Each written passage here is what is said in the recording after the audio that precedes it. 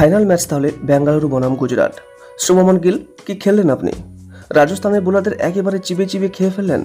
20 ওভারের খেলায় আপনি যদি একা দলের অর্ধেক রান করেন তাহলে প্রতিপক্ষ দলটার কি করার আছে? না, কিছুই করার নেই।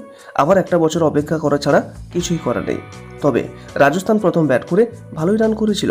20 ওভার শেষে 214 রান করেছিল। বাহ, খুব ভালো স্কোরবোর্ড এবং বিশাল বড় টার্গেট প্রতিপক্ষের জন্য, যার মধ্যে রাজস্থান দলের বৈভব একা 96 রান করেছেন। ছেলেটা ধারাবাহিকভাবে ভালো খেলছে। বৈভবের হাতে প্রচুর শক্তি নাকি ব্যাটে স্প্রিং টাইপের কোনো কিছু আছে তা একবার পরীক্ষা করা উচিত, নাকি আপনার কি মনে হয়? কিন্তু সে যাই হোক, রাজস্থানে 214 রান চেস করতে নেমে গুজরাট প্রথম থেকেই একবারও কাউকে ভাবতেও দেয়নি যে রাজস্থান এই ম্যাচ জিততে পারে বলে। কারণ সেই ওপেনিং গুজরাটের সবচেয়ে ভয়ঙ্কর হলো তাদের বোলিং অ্যাটাক, আর তার থেকেও ভয়ঙ্কর হলো তাদের ওপেনিং জুটি। শুভমন গিল এবং সাই সুদর্শন দুজনে মিলে 167 রানের ওপেনিং পার্টনারশিপ করলেন। এসব কি মানা যায়? 167 রান পর্যন্ত যদি উইকেট না পড়ে তাহলে প্রতিপক্ষ দলটার মনে কতটা আঘাত হানতে পারে সেটা কি অনুভব করা যায়? আর গুজরাট মাত্র 18.4 ওভারে, অর্থাৎ 8 বল বাকি থাকতে এই ম্যাচ রাজস্থানের কাছ থেকে টেনে হিঁচড়ে বের করে নেয়। অর্থাৎ গুজরাট এই ম্যাচ জয়লাভ করে 7 উইকেটে।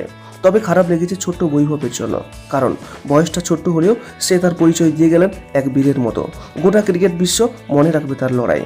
আর শুভমনরা এই ম্যাচ জিতে ফাইনালে প্রবেশ করলো। ফাইনালে বিরাট কোহলিদের বিপক্ষে লড়াই করবে তারা। দুটো দলই শক্তিশালী, দুটো দলেরই ক্ষমতা রয়েছে আইপিএলের ট্রফি জেতার। তবে ফাইনালে কে জিতবে, বিরাট নাকি শুভমন? কোন দলের হাতে উঠবে ট্রফি, বেঙ্গালুরু নাকি গুজরাট? অবশ্যই কমেন্ট করে জানাবেন এবং ভিডিওটি ভালো লাগলে একটা লাইক করবেন। নিয়মিত এমন আপডেট পেতে আমাদের এই চ্যানেলটিকে অবশ্যই সাবস্ক্রাইব করে রাখবেন। সর্বদা সুস্থ থাকবেন, ভালো থাকবেন। নমস্কার।